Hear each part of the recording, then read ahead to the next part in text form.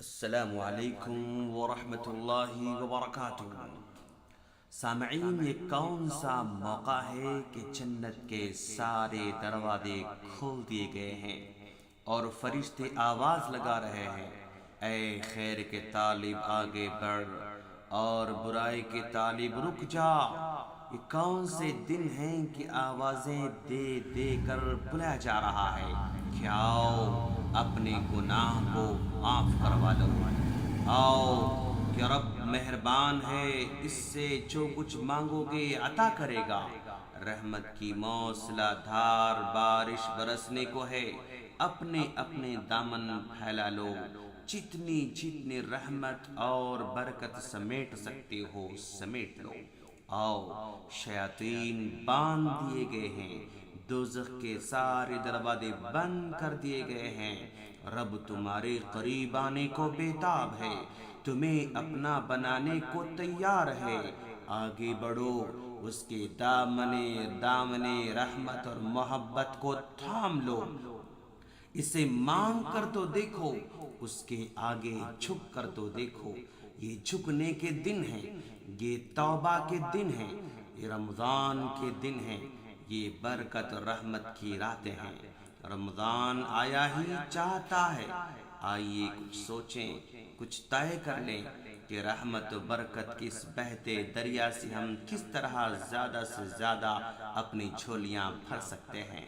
کیسے زیادہ نیکیاں سمیٹ سکتے ہیں، اور 30 دن کی اس مشق سے ہم کس طرح اپنی شخصیت کے اندر ایک نکھار پیدا کر سکتے ہیں، اپنے جسم و روح کی بیماریوں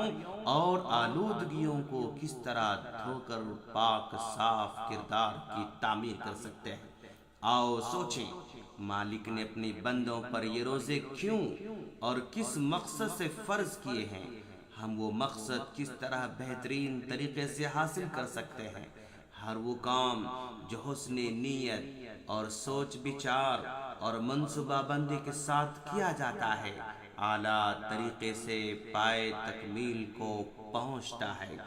اور بہترین نتائج کا حامل بھی ہوتا ہے۔ آؤ اس سال ہم بھی ایک منصوبہ بنائیں، استقبال رمضان کیسے کریں، دوران رمضان خیر اور بھلائی کیسے سمٹیں، اپنے اندر سے ایک نیا انسان کیسے دریافت کریں، بعد رمضان خود کو کیسے پرکھیں گے کہ رب نے جو بنانا چاہا تھا ہم وہ بن پائے کہ نہیں،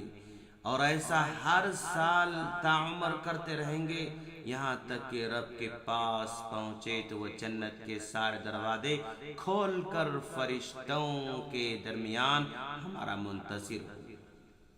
وَمَا تَشَاءُونَ إِلَّا أَن يَشَاءَ اللَّهُ، تمہارے چاہنے سے کچھ نہیں ہوتا، جب تک رب العالمین نہیں چاہتا کچھ نہیں ہوتا ہے۔ رب سے رمضان کی ساعتوں میں برکت کی دعا مانگے، صحت اور عافیت مانگیں، تاکہ کوئی گھڑی، لمحہ یا دن کسی وجہ سے ضائع نہ ہو۔ وقت کے صحیح استعمال کی توفیق مانگیں، گناہوں سے مکمل طور پر بچنے کی کوشش میں اس سے مدد مانگیں،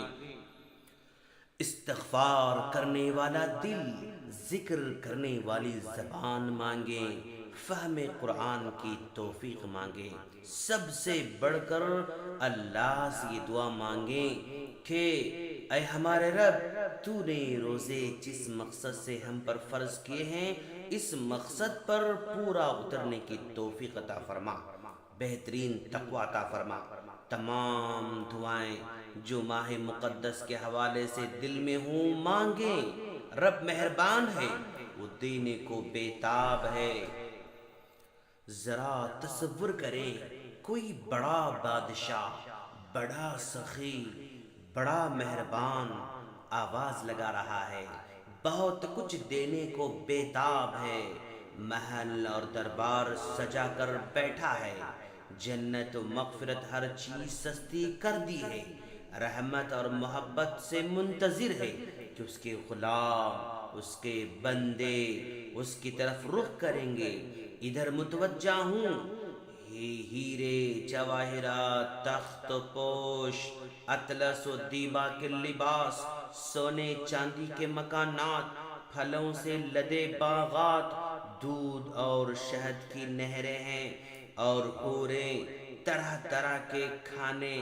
دسترخوان سجائے گئے ہیں، قطاروں میں استقبال کے لیے کھڑے ہیں۔ ہے کوئی جو اس پکار پر کان دھرے؟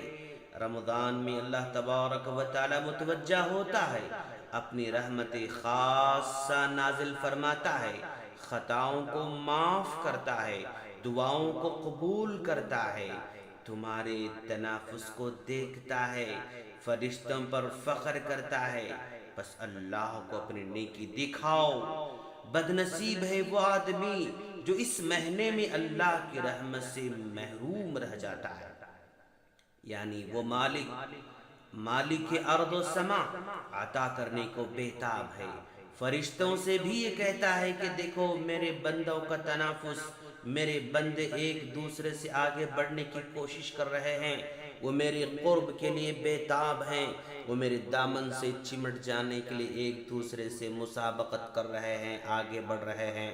کوئی زیادہ قرآن پڑھ لیتا ہے، کوئی زیادہ ذکر اور دعائیں کر لیتا ہے، کوئی انفاق میں آگے بڑھ جاتا ہے، کوئی دوسروں کو دین سکھانے میں رات دن لگا دیتا ہے، کوئی خدمت خلق میں بازی لے جانے کی کوشش کرتا ہے۔ جنت کے تو سارے دروازے کھلے ہیں، ہر دروازے کی طرف مومنین کی دوڑ لگی ہے، اور اپنے بندوں سے بے انتہا محبت کرنے والا اللہ پیار، محبت، شوق سے بے حد و حساب نعمتیں آگے رکھے اپنے پیارے بندوں کو دیکھ رہا ہے۔ کون کس دروازے سے اس کی طرف، ان نعمتوں اور انعامات کی طرف آتا ہے؟ بھلا کوئی اس سے بدنصیب بھی ہوگا جو منہ دوسری طرف پھیر کر کھڑا ہو، جو دنیا کی چند روزہ زندگی کی طرف مگن ہو، اور اس کے کان اس کی پکار سے بہرے ہوں، اس کے دل کے سوتے بند ہوں، اس کی آنکھیں اس محدود زندگی سے آگے نہ دیکھ سکتے ہوں، نہ رمضان کی حقیقت سمجھے، نہ اس کی قدر کرے، نہ اس کے لیے محنت کرے، اس سے بڑھ کر بدنصیب دنیا میں اور کون ہو سکتا ہے؟ جس کی ماں اس کے لیے بائیں پھیلا کر بیٹھی ہو مگر اسے صرف کھلونے مطلوب ہوں، ماں کی طرف آنکھ اٹھا کر بھی نہ دیکھ رہا ہو، تو اس سے بڑا بدنصیب اور کون ہو سکتا ہے؟ بہت کوشش کے بعد ماں کہے گی دفع ہو جاؤ، اب میری طرف نہ آنا، دکھی ہو جائے گی، ناراض ہو جائے گی، لیکن اللہ تو بار بار بلاتا ہے، ہر سال بلاتا ہے، طرح طرح سے ترغیب دلا کر بلاتا ہے، شاید بندوں کے دل میں کوئی بات اتر جائے۔ اجر اتنا بڑھا دیا کہ نفل کا اجر فرض کے برابر، اور فرض کا اجر 70 فرضوں کے برابر۔ آج کی دنیا میں لوگ سیل کے لفظ سے اچھی طرح سے واقف ہیں، جہاں دکاندار مال کی قیمتیں کم کر دیتے ہیں، بہت بڑی سیل ہو تو ایک کی قیمت میں 2 اشیاء دے کر کہتے ہیں لوٹ لو سیل کو۔ کسی نے سوچا 1 کے بدلے میں 70،